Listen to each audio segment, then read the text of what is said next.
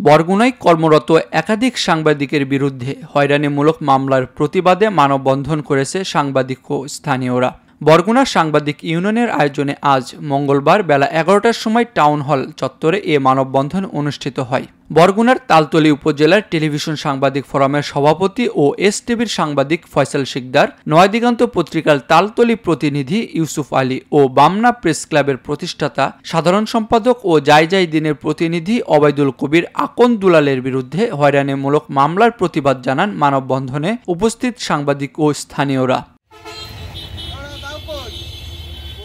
বরগুনা সাংবাদিক ইউনিয়নের সভাপতি ও নয়াদিগন্তের বরগুনা জেলা প্রতিনিধি গোলাম কিবরিয়ার সভাপতিত্বে মানববন্ধনে বক্তব্য রাখেন সাংবাদিক ইউনিয়নের সাধারণ সম্পাদক ও মোহনা টিভির বরগুনা প্রতিনিধি গোলাম হায়দার স্বপন, বরগুনা সাংবাদিক ইউনিয়নের সাবেক সাধারণ সম্পাদক ও ইন্ডিপেন্ডেন্ট টেলিভিশনের বরগুনা প্রতিনিধি আরিফ হোসেন, বরগুনা সাংবাদিক ইউনিয়নের সহসভাপতি ও জিটিভি বরগুনা প্রতিনিধি মোহাম্মদ সানাউল্লাহ, ইসলামী আন্দোলন বাংলাদেশ বরগুনা সদর উপজেলার সভাপতি মাওলানা ইদ্রিসুর রহমান প্রমুখ।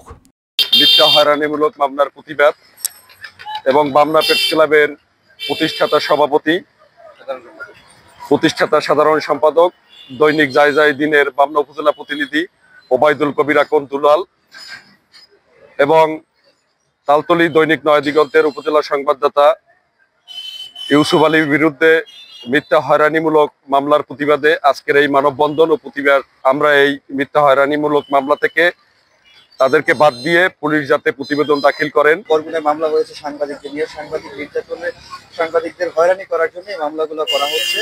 এবং একটা ঘটনা আমি বলি, যে ফয়সাল শিকদার তালতলীর কচুপত্রা এলাকায় একটা ঘটনা ঘটেছে। সেখানে আসলে যখন ঘটনা ঘটেছে তখন ফয়সাল শিকদার তালতলীতে একটা বাদলের একটা চায়ের দোকানে, সেই চায়ের দোকানে খেলা দেখছিল, কিন্তু ঘটনাস্থলে না থেকেও আসলে তাকে মার্ডার কেসে আসামি করা হয়েছে এবং তার নাম্বার আসামি করা হয়েছে। এটা অত্যন্ত দুঃখজনক এবং এই ঘটনা যারা ঘটিয়েছে, যারা মামলায় আসামি করেছে তাদেরকে ধিক্কার জানাই। পাশাপাশি বরগুনা পুলিশ প্রশাসনের কাছে আমি দাবি জানাই যাতে এই মামলাগুলো সঠিক তদন্ত করা হয় এবং এই নিরপরাধ যারা আমাদের সাংবাদিক সহ যে অন্যান্য নিরপরাধ ব্যক্তিবর্গ রয়েছে তাদেরকে তারা এই মামলা থেকে প্রত্যাহার করে মামলা অব্যাহতি দেয়।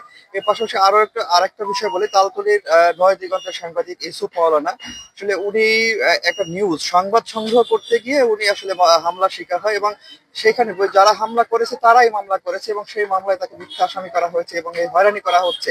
তো এইসব হয়রানি থেকে সাংবাদিকদের মুক্তি করার জন্য শুধু বরগুনা নয়, বরগুনার ছাড়াও সারা দেশের যে সকল সাংবাদিকরাই যাতে এই হয়রানি থেকে মুক্ত হয় সেই প্রত্যাশা রাখছি। পুলিশ প্রশাসনের কাছেও সেই প্রত্যাশা রাখছি।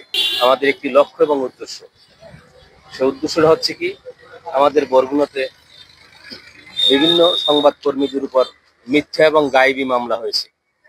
এই গায়েবী মামলাগুলা যাতে সঠিকভাবে তদন্ত হয় এবং প্রকৃত দোষী যারা তাদেরকে আইনের আওতায় আনা হয় এবং যারা এই মামলার সাথে সংশ্লিষ্ট নয় তাদেরকে মামলা থেকে অব্যাহতি দেওয়া হয়। এবং এই মামলা থেকে আরো প্রতিবাদ জানাচ্ছি যে বরগুনাতে না, সারা বাংলাদেশে যেন সাংবাদিকদের উপর এভাবে আর কোনো মিথ্যা এবং হয়রানিমূলক মামলা না হয়। তাই বর্তমান সরকার এর যারা দায়িত্বে আছেন তাদেরকে বিনীতভাবে অনুরোধ করব এবং তাদের কাছে নিবেদন করব যাতে এই সকল মামলাগুলো সঠিকভাবে তদন্ত করা হয় এবং প্রকৃত দোষীদের আওতায় এনে বিচার করা হয় এবং যারা এই মামলার সাথে সংশ্লিষ্ট নয় তাদেরকে মামলা থেকে যাতে অব্যাহতি দেওয়া হয়। ফয়সাল প্রশাসনের পুলিশ ছিল, ওখান থেকে ঘটনাস্থল 5.5 কিলো দূর। সবাই দেখছে, সবাই অনেক মানববন্ধন হয়েছে, সবাই সাক্ষী দিয়েছে যে ফয়সাল প্রশাসনের সমিতি ছিল।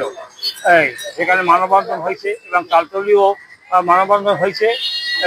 তাই মিথ্যা আমরা তাকে জয়েন রয়েছে যাতে প্রশাসন সঠিক তদন্ত করে মামলা থেকে অব্যাহতি দেয়, সেই কামনাই করি। আমার ছেলে মিথ্যা মামলা চাই, আমার ছেলে সেদিন সারা রাত খবর দেখছে, খেলা দেখছে। আমার ছেলে কচুপত্রা যায় নাই, সঠিক তদন্ত করে যে করছে তার আইনি আওতায় আনা হোক, আমার ছেলেকে অব্যাহতি দেওয়া হোক।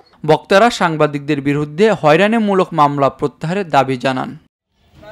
শুভেচ্ছা বক্তব্য দেওয়ার জন্য এবং প্রতিবাদ জানানোর জন্য